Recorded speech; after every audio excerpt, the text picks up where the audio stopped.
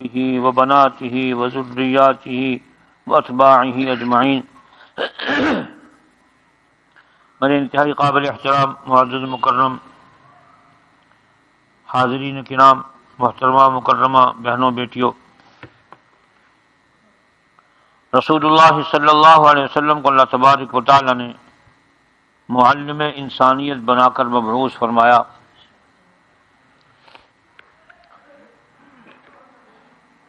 آپ علیہ الصلاۃ والسلام نے فرمایا، بعثت معلما، اللہ پاک نے مجھے تعلیم دینے کے لیے معلم بنا کر بھیجا۔ رسول اللہ صلی اللہ علیہ وسلم نے 23 برس اللہ کے احکامات کی تعلیم انسانیت کو ارشاد فرمائی۔ آپ کے فرامین مشعل راہ ہیں۔ اللہ نے آپ کے وجود کو اسوہ حسنہ سے تعبیر فرمایا، لقد کان لکم فی رسول اللہ اسوۃ حسنہ۔ آپ کی ساری زندگی اسوہ حسنہ ہے، قول، فعل، عمل، جاگنا، سونا، کھانا، پینا، چلنا، عبادات، معاملات، اخلاقیات، جہاد، گھر کی زندگی، بازار کی زندگی، اندر کی زندگی، باہر کی زندگی، کافروں کے ساتھ معاملات کی زندگی، مسلمانوں کے ساتھ معاملات کی زندگی، عورتوں کے ساتھ معاملات کی زندگی، بچوں کے ساتھ معاملات کی زندگی۔ الغرض زندگی کا کوئی شعبہ ایسا نہیں جس میں آپ نے تعلیم نہ فرمائی ہو۔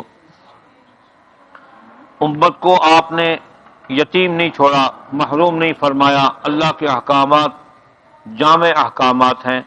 بندے کی سوچ غلط ہو سکتی ہے، اللہ کا حکم اور نبی کا فرمان غلط۔ ایک ایک لفظ، ایک ایک جملہ، ایک ایک کلمہ نور ہدایت ہے جو کچھ آپ نے فرمایا۔ آج کی اس مجلس میں 2 حدیثیں پیش خدمت ہیں۔ پہلی حدیث حضرت نواس بن سمعان رضی اللہ تعالی عنہ کی طرف سے روایت ہے۔ آپ فرماتے ہیں کہ میں نے نبی کریم صلی اللہ علیہ وسلم سے عرض کی، نیکی اور گناہ کے بابت سوال کیا کہ نیکی اور گناہ میں تمیز کیسے کروں؟ مقصود سوال کا یہی تھا۔ آپ نے فرمایا، اچھے اخلاق کا نام نیکی، اچھے اخلاق کا نام ہے۔ کتنی عجیب بات ہے، معاشرے میں سدھار پیدا کرنے کے لیے اخلاق سب سے بڑی عمدہ اعلیٰ چیز ہے۔ جس قوم میں، جس جماعت میں، جس آدمی میں اخلاق ناپید ہوں، وہ کسی کھاتے کا نہیں ہوتا۔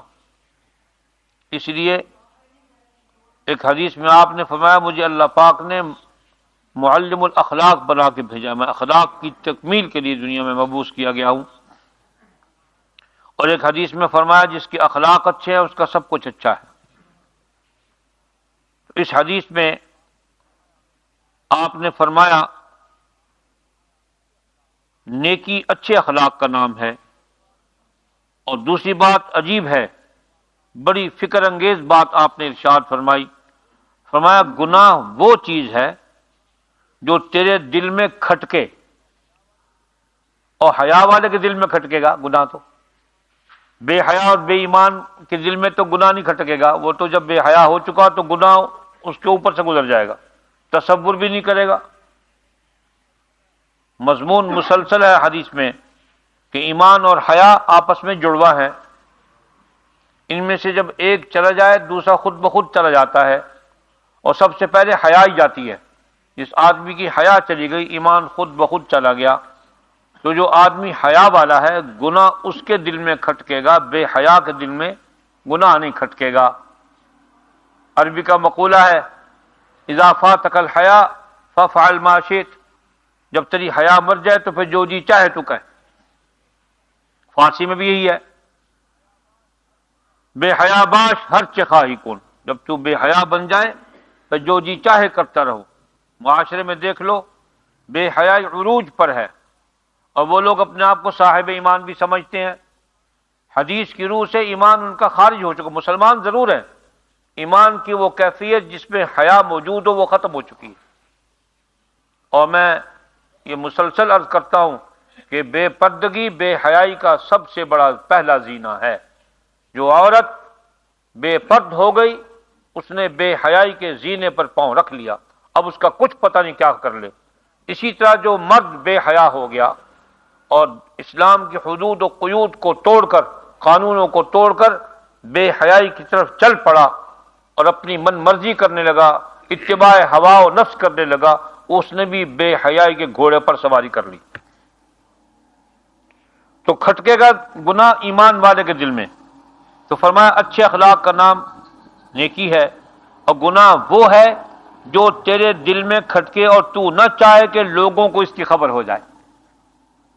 گناہ کی آپ نے تعریف فرما دی، گناہ وہ ہے جو ایمان والے کے دل میں کھٹکے اور وہ اس طرح سوچے کہ میرے اس فعل عمل سے لوگ باخبر نہ ہو، اس کو گناہ کہتے ہیں۔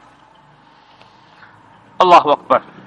دوسری حدیث حضرت ابی ہریرہ رضی اللہ تعالیٰ عنہ سے مروی ہے، آپ علیہ الصلوۃ والسلام نے فرمایا، اس میں نصیحتیں ہیں، ایک ایک نصیحت عرض کرتا ہوں۔ فرمایا جس نے کسی مومن کی دنیا کی بے چینیوں میں سے کوئی بے چینی دور کی، اللہ قیامت کے دن اس کی بے چینیوں میں سے کوئی بے چینی دور کرے گا۔ اس میں بڑا عظیم سبق ہے کہ اپنے مسلمان بھائی کی انسانی حیثیت سے اس کی بے چینی میں مددگار بن جاؤ۔ آج باپ کی بے چینی کو بیٹا نہیں پوچھتا، بیٹے کی بے چینی کو باپ نہیں پوچھتا، ماں کی بے چینی کو اولاد نہیں پوچھتی، اولاد کی بے چینی کو ماں نہیں پوچھتی۔ اصل بے چینی درد تو دین کا ہے۔ دنیا کا دکھ درد تو پوچھتے ہیں، پرسان حال ہوتے ہیں، لیکن دین کا درد کوئی نہیں پوچھتا کسی سے۔ دین کے نقصان کو نقصان ہی کو نہیں جانتا، دنیا کے نقصان کو نقصان سمجھتے ہیں، دین کے نقصان کو نقصان نہیں سمجھتے، حالانکہ دین کا نقصان سب سے بڑا نقصان ہے۔ دنیا تو پھر کمائی سے مل جائے گی، لیکن جو دین کا ایک مرتبہ نقصان ہو گیا وہ دوبارہ نہیں ملنے کا۔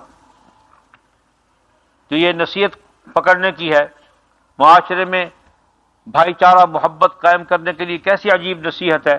فرمایا جس نے کسی مومن کی دنیا کی بے چینیوں میں سے کوئی بے چینی دور کی، کسی کے پاس کپڑا نہیں کپڑا پہنچا دیا، کسی کے پاس کھانے کو نہیں کھانا پہنچا دیا، رہنے کو اس کو جھونپڑی بھی نصیب نہیں، اہل خیر اہل ثروت کے ذمے یہ بات موجود ہے کہ وہ ڈھونڈ ڈھونڈ کر ایسے لوگوں کو مکان میسر کرے، کپڑا میسر کرے، روٹی میسر کرے۔ کوئی آدمی تعلیم کے لیے پیسہ نہیں رکھتا، اولاد موجود ہے، رل رہی ہے گلیوں سڑکوں میں، تلاش کر کے کہ ایسے لوگوں کو تلاش کرو صاحب ثروت لوگ، تاکہ ان کے بچے پڑھ جائیں، سنور جائیں، معاشرے کے اچھے فرد بن جائیں۔ اللہ جل شانہ قیامت کے دن اس کی بے چینیوں میں سے کوئی بے چینی دور فرما دیں گے، اور ظاہر بات ہے اس دن سب سے بڑی بے چینی حساب و کتاب کی ہوگی۔ تو کیا معلوم اللہ تبارک و تعالیٰ اسی بے چینی کو دور فرما دے کہ ہمیں حساب و کتاب کا بغیر معاف فرما دے جاؤ۔ دوسری نصیحت فرمایا جو شخص کسی مفلس کے لیے آسانی بہم پہنچائے گا، اللہ اس کی دنیا آخرت کی مشکلیں حل کر دے گا۔ کسی مفلس آدمی کے لیے آسانیاں مہیا کرنیاں پہلی حدیث کے ساتھ جوڑ ہے، پہلی نصیحت کے ساتھ۔ بے چینی مفلس کو ہی ہوتی ہے، اور مالدار تو خود بے چین بنتا ہے مال کی زیادتی کی رغبت کی بنیاد پر۔ ایک کوٹھی بنا لی دوسری کی خواہش، ایک فیکٹری لگا لی دوسری کی خواہش، ایک مربع زمین خریدی 2 مربے کی خواہش، 2 خریدی 10 کی خواہش، 100 من دانہ آ گیا 500 کی آرزو لے کر بیٹھا ہے، رجتا نہیں ہے، صبر و قناعت کا دامن چھوٹ گیا ہے۔ تو فرمایا جو شخص کسی مفلس کے لیے آسانی بہم پہنچائے گا، اللہ اس کی دنیا و آخرت کی مشکلیں حل کرے گا۔ ہم میں سے ہر شخص کو مفلسین کی طرف متوجہ ہو کر ان کے لیے آسانیاں پیدا کرنی چاہیے حسب استطاعت۔ جتنی کسی کے پاس استطاعت ہے، ایک مٹھی دانہ کسی کو دینے کی استطاعت ہے وہ تو دے لو، ایک پاؤ کھجور کسی کو پہنچا سکتے ہو وہ تو پہنچا دو۔ والد صاحب رحمۃ اللہ خدمت میں ایک ساتھی ان کا مرید حاضر ہوا، سناتا ہوں کبھی کبھی یہ واقعہ۔ پھٹے پرانے کپڑے تھے اس وقت اس کے، اب تو اس کے خاندان کے لوگ بڑے مالدار ہو گئے ہیں، اس وقت بیچارے بڑے مفلس تھے۔ تو وہ اس نے والد صاحب رحمۃ اللہ کو ایک 8 بطور ہدیہ پیش کی، 8 آنے۔ اس کی ظاہری حالت کو دیکھ کر یہ معمول تھا پوچھتے تھے ہدیہ دینے والے کو تو مقروض تو نہیں ہے، اور مقروض سے کبھی ہدیہ نہیں لیتے تھے. اس سے پوچھا تو مقروض تو نہیں ہے، اس نے کہا نہ صحیح میرے کو ہن ای ہو، میرے کو ہن ای ہو. تو گھر میں یہ روایت مشہور ہے کہ والد صاحب نے وہ ٹھنی سر پہ رکھی اور رقص کے وجد کے انداز میں اندر تشریف لے گئے اور ہماری اماں سے فرمایا کہ بوڑھیو یہ اللہ کی نعمت ہے، اس کو سنبھال کے رکھو. تو کسی مفلس کو یا کسی کو دینا ہو تو اپنے خلوص کی بنیاد پر جو کچھ کسی کو دو اللہ کی رضا کے لیے اس کی بڑی قیمت ہے. تو یہ دوسری نصیحت آپ علیہ الصلوۃ والسلام نے فرمائی. کسی مفلس کے لیے آسانی بہم پہنچائے گا، اللہ اس کی دنیا آخرت کی مشکلیں حل کرے گا. تیسری نصیحت، اور جو شخص کسی مسلمان کو کپڑے پہنائے گا یا اس کی عیب پوشی کرے گا. ایک کپڑے پہنانا، ایک عیب پوشی کرنا. آپ علیہ الصلوۃ والسلام نے بڑی تاکید فرمائی کہ مسلمان کی پردہ پوشی کرو، اس کے عیبوں کو اچھالو نہیں. اس سے کوئی آدمی یہ نہ سمجھ لے کہ حکمرانوں پر اعتراض کرنا جائز نہیں ہے، ان کی عیبوں کو کیوں، یہ رہنما ہے، ان پر اعتراض کرنا عین دین ہے. ان کو لوگوں کے سامنے ان کی بدعمالیوں کو پیش کرنا عین دین ہے. یہ وہ امیر المؤمنین نہیں ہے جن کے عیب نکالنا گناہ ہے، یہ تو امیر الخبیثین والخبیثات ہے. ان خبیثوں کے اعمالوں کا محاسبہ کرنا مملکت کے ہر فرد کا فرض ہے، اور ان کو چھوٹ دینا گناہ ہے، ان کو نہ پکڑنا گناہ ہے، ان کے خلاف بیان بازی نہ کرنا گناہ ہے، بلکہ ان کے خلاف جہاد کرنا، زبان جتنی چلا سکتے ہو چلاؤ. یہ سب سے بڑے غدار ہیں خدا کے، نبی کے دین کے. انہوں نے انسانی قانون کو افضل بنایا اور خدا کے قانون کو ذلیل کر دیا. اللہ ان کو ذلیل کرے.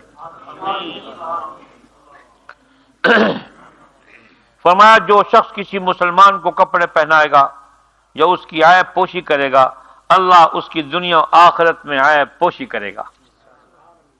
اپنے عیبوں کی آخرت میں پردہ پوشی کے لیے اپنے مسلمان بھائی کی پردہ پوشی کرو، اس کے عیوب کو لوگوں کے سامنے بیان نہ کرو.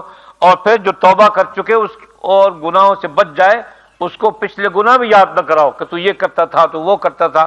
وہ توبہ کر گیا، التائب من الذنب کمن لا ذنب لہ. توبہ کرنے والا ایسا ہے جیسے اس نے کبھی گناہ کیا ہی نہیں. تو توبہ کرنے والے کو گناہ یاد کرانا گناہ ہے، اور اس کے درجات تو بلند ہوں گے.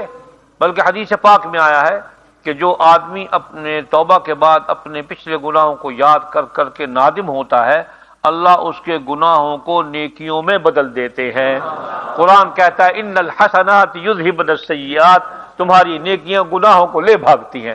حدیث نے یوں تشریف فرمائی کہ تمہارے گناہوں کو سوچتے ہو، بیٹھ کے مراقبہ کرتے ہو، ایک ایک گناہ کے بارے میں ندامت ہوتی ہے، دل میں کڑھن پیدا ہوتی ہے، اللہ اس کو نیکیوں میں بدل دیتے ہیں. فرمایا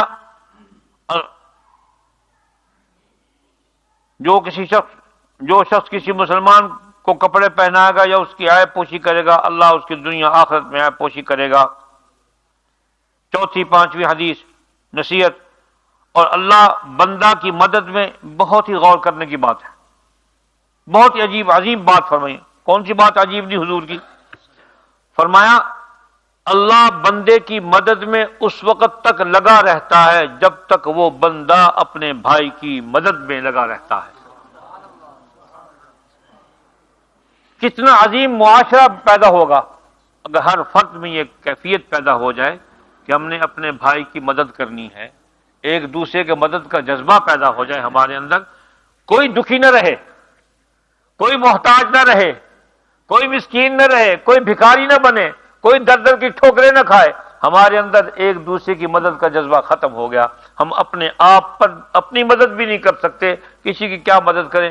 کتنا عظیم اصول نبی پاک علیہ الصلوۃ والسلام نے ارشاد فرمایا، اور اللہ کی مدد کا وعدہ ساتھ بتا دیا کہ جو آدمی اپن کسی اللہ کے بندے کی مدد میں لگا رہتا ہے، اللہ تعالیٰ اس وقت اس کی مدد میں لگا رہتا ہے جب تک وہ بندے کی مدد کرتا ہے.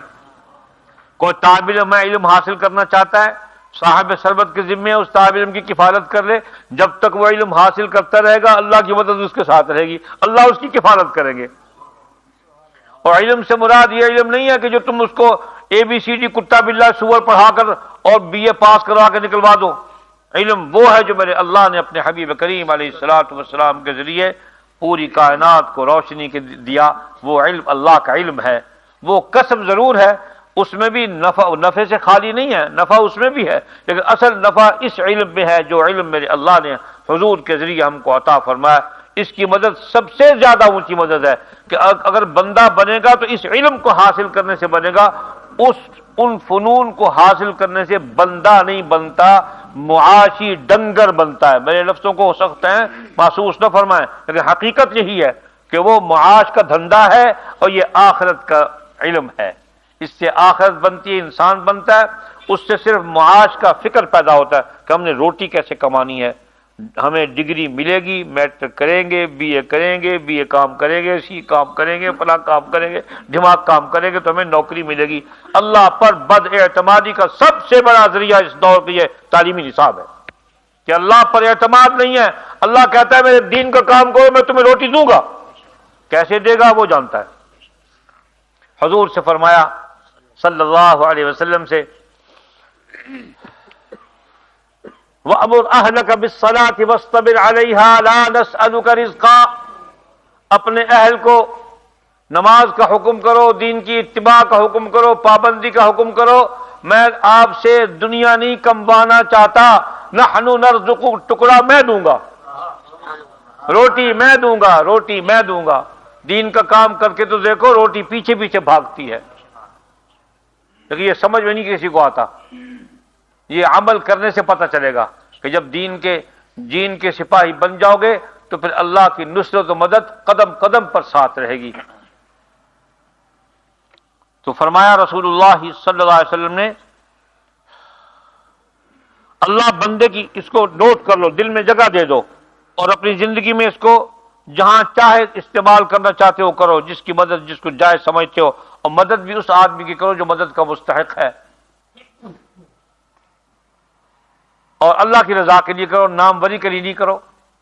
اس میں بھی حدیث ہے گزر گئی پیچھے، فرمایا من احب للہ وابغض للہ واعطى للہ ومنع للہ فقد استکمل الایمان، جس نے اللہ کے لیے کسی سے محبت کی اور اللہ کے لیے کسی سے بغض کیا اور اللہ کے لیے کسی کو دیا اور اللہ کے لیے کسی کو نہ دیا، فقد استکمل الایمان، اس نے ایمان کو مکمل کر لیا۔ ان چار اعمال کو کرنے سے آدمی کا ایمان مکمل ہے۔ شرط یہ کہ اللہ کی رضا کے لیے ہو۔ اب آپ کسی آدمی کو مدد کرتے ہیں اس لیے کہ یہ میرا کام کیا کرے، میرے گھر میں آ کے اس کی ماں جھاڑو دے، اس کی بیٹی میرے کپڑے دھوئے، اور میری بیگم صاحبہ جو ہے وہ زیور پہن کے آرام سے صوفے شریف پر آرام کریں، اور اس کی مدد کرنے کا نتیجہ یہ ہے کہ سارا گھر میرا نوکر بن جائے، یہ نہیں ہے مدد، یہ حرص و طمع ہے، اس کا ثواب نہیں ملے گا۔ لالچی بن گیا وہ آدمی، اس نے سب خون مارا اس غریب کے گھر پر، اس کو پیسے کی مدد دے کر اور سارے گھر کو غلام بنا لیا، ایسا نہیں ہے۔ تو فرمایا رسول اللہ صلی اللہ علیہ وسلم نے، اللہ بندے کی مدد میں اس وقت تک لگا رہتا ہے جب تک وہ بندہ اپنے بھائی کی مدد میں لگا رہتا ہے۔ اللہ اکبر، اللہ اکبر۔ سیدنا عبداللہ ابن عباس رضی اللہ تعالیٰ عنہ اعتکاف میں تھے، واجبی اعتکاف تھا، ایک بندہ آ گیا، اپنی حاجت پیش کی، معروف حدیث ہے، اپنی حاجت پیش کی تو آپ نے فرمایا میں تیری کیا مدد کر سکتا ہوں؟ اس نے عرض کی اگر آپ یہ بات اس کو کہہ دیں تو میرا کام ٹھیک ہو جائے گا۔ آپ اعتکاف سے اٹھ کر باہر مسجد سے نکل آئے۔ اس نے پوچھا اے رسول اللہ صلی اللہ علیہ وسلم کے چچا کے بیٹے، کیا آپ کو اپنے اعتکاف کی خبر نہیں؟ فرمایا مجھے خبر ہے، لیکن یہ کام جو ہے اس سے افضل ہے۔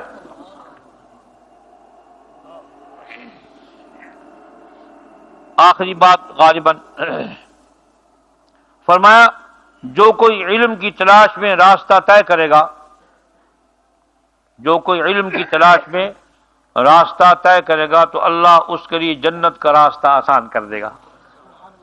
پڑھے لکھے جدید ساتھی محسوس نہ فرمائیں، یہ ڈگری تو جنت کا راستہ نہیں ہے، یہ تو جنت کا راستہ نہیں دکھاتی، یہ تو مال کا راستہ دکھاتی ہے، یہ تو کیا کہتے ہو گریڈ کا راستہ دکھاتی ہے۔ گریڈ کون سا ملنا ہے جناب؟ 22واں گریڈ لینا ہے، 19واں لینا ہے، 17واں لینا ہے، 18واں لینا ہے، یہ تو وہ راستہ دکھا، یہ دنیا کے جھمیلے ہیں۔